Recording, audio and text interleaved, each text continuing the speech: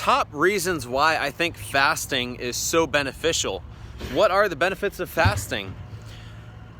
I think fasting is just a crucial part of being a human being. In the past, there wasn't a ton of food to constantly be eating.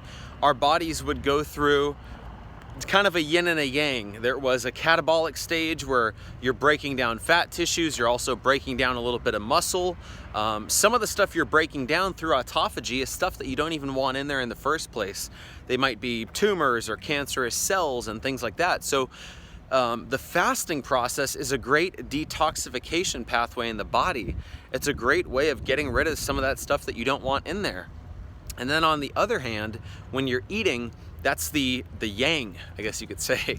That's the anabolic side. That's where you're building up and you're consuming the food, and it's having all these anabolic hormones in the body that are building muscle. You're adding fat to the body when you eat, which eventually you'll burn off through the fasting process. So I think fasting is really beneficial, and I think it's just a natural part of the human experience. For me, the reasons I do it, it's so convenient. So convenient. All I have to think about today is my 2 little meals in the evening. The first one is going to be a protein shake, which is going to be, you know, the whey protein, the collagen, the raw milk, a little bit of pink salt. So there's, and 6 raw egg yolks. So there's that. And I might do some liver with that as well. Not with the protein shake, but, you know, along with that meal. And then the second meal is just going to be steak and some sweet potatoes. So it's incredibly convenient. I don't have to think about it all day. And by the time that I'm ready to eat, I will be hungry. My body will really want the food. I'll be ready for it. In the meantime, what I can do is I can fast. I have a little bit of black coffee. I, have some pink salt in the morning to help me through the fast. And I have time to work out. I have time to do my work for the day. And you experience a lot of the euphoric benefits of fasting, of being in ketosis. So it really helps out with focusing on your work. You don't feel like you constantly need to have something to eat. Really helps out in terms of productivity. So you just don't have to think about it all day. Beyond that, it can really help you make better food choices.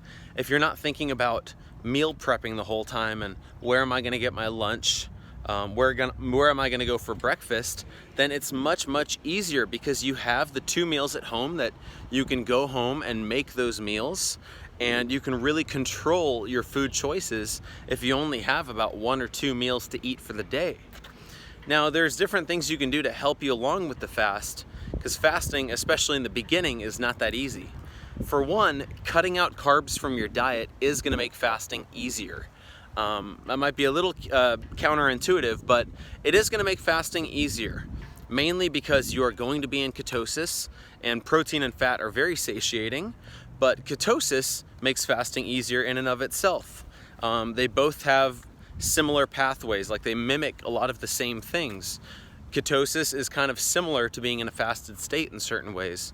So cutting the carbs is one of the main ones. Incorporating some salt.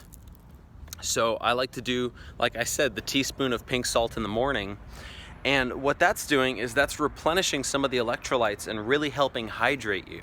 You can do bone broth as well. You could do some black coffee. You can even add in, a little bit of heavy cream or a little bit of half and half. Some people like to do like a perfect keto collagen creamer. You could do some MCTs in there. My main rule of thumb is really just to keep it under about 100 calories throughout the fast. Some people get really into, is that a true fast? Are the autophagy benefits going to be gone? What will the little insulin spike from a collagen creamer do? So people get really absorbed in the specifics, but I think it's better to do a 75% fast where you're having a bit of MCTs or a bit of heavy cream than to just break it with a meal and not do the fast. I think you're still going to be getting most of the benefits from still incorporating some fasting. With that being said, if you are extremely hungry and you just keep chugging coffee and MCTs and all these different things to try to force your way through the fast, that's when you might want to start looking at your nutrition. Do you need to be eating more fat? Do you need more sodium earlier in the day? You know, do you just need a bigger volume of food in your diet? Because if you're not eating enough to support a fast, then you might want to break that fast earlier, or you might want to consider changing some things around with your nutrition. I do not advocate overdoing the fasting. For me, you know, I'm getting up these days at about 6. I will break my fast usually at around 3, and then I'll also have another meal usually at around 7 or 8. So that's kind of what my fast looks like. During the fasting period, you know, like I said, I'll have 2 to 3 cups of coffee.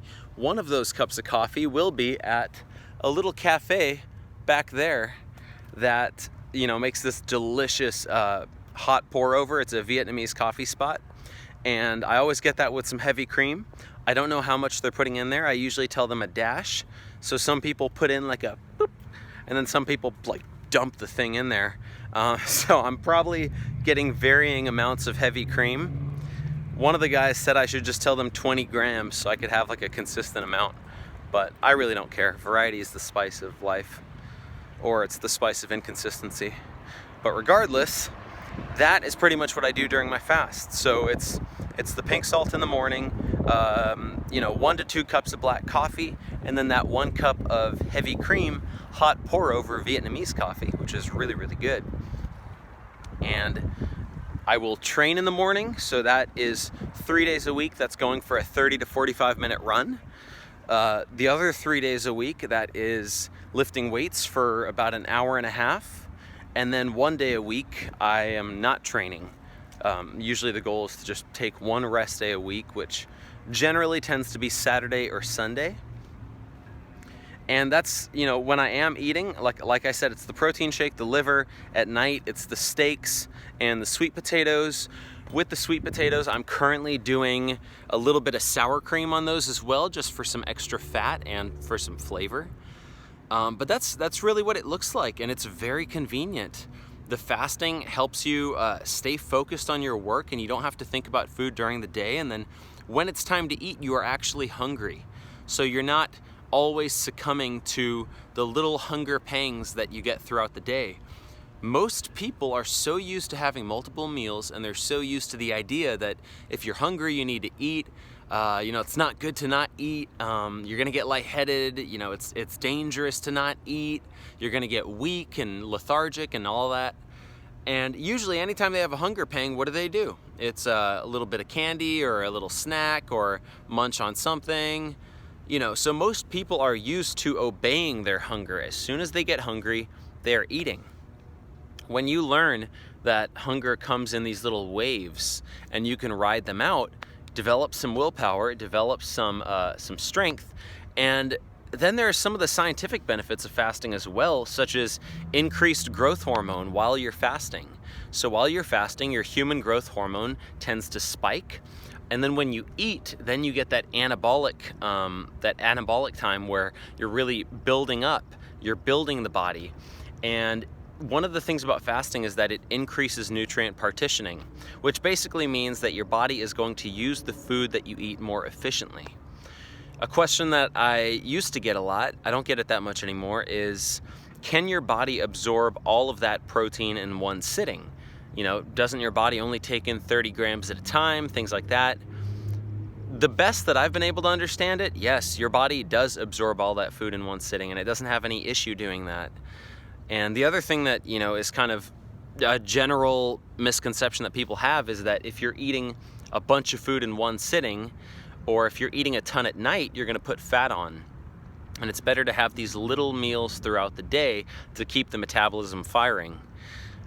It's a nice sounding theory, and it seemingly makes sense on the surface, but the science kind of shows the opposite, that we were really people that would fast, and then we'd hunt, and then we'd eat a bunch, and then we would fast again. And it was just something that we were well adapted to doing, which is going through long periods of fasting and being able to be active in a fasted state. You know, you have sharper mental acuity when you're fasted. One of the nice things I've experienced with the inclusion of sweet potatoes and the carbs is that it improves sleep quality. So having those little carb sources at night put you into a parasympathetic nervous system state, which is basically rest and digest. It just means that your body calms down a little bit, it gets the carbs. It's essentially a food coma. That's what parasympathetic is, it's a food coma. So you just get real nice and relaxed, and it kind of can help out with sleep quality. So if you're doing carnivore, training hard, pushing it really hard, and you're having trouble sleeping, and your cortisol's sky high and you're stressed out, try a sweet potato at night if you're not like super dogmatic about it. Dogma has become a dirty word in the carnivore and keto community. People, it's like dogma shaming or something. Like, you don't want to call somebody dogmatic. It's like the worst thing that you can say now in this community. But some people are dogmatic, and there's nothing wrong with that. I think that it's okay to pick something and stand by it and not waver. I think that's a very admirable quality. And I also think, on the other hand, it's very admirable to be open to growth and experimentation and changing things, and to not identify yourself with your strategy, but rather to acknowledge that it's just a strategy. And, you know, as circumstances change, then your strategy might change. But now we're getting off topic. That was my video about fasting. I hope this helps you guys out. That's how I implement fasting on a daily basis. Helps me out with productivity, getting things done, really enjoying my meals, and being more disciplined around my meals so that I'm not grazing all day and potentially making some bad choices there. And I would love to know how you guys implement fasting, if at all. So let me know. See you guys later.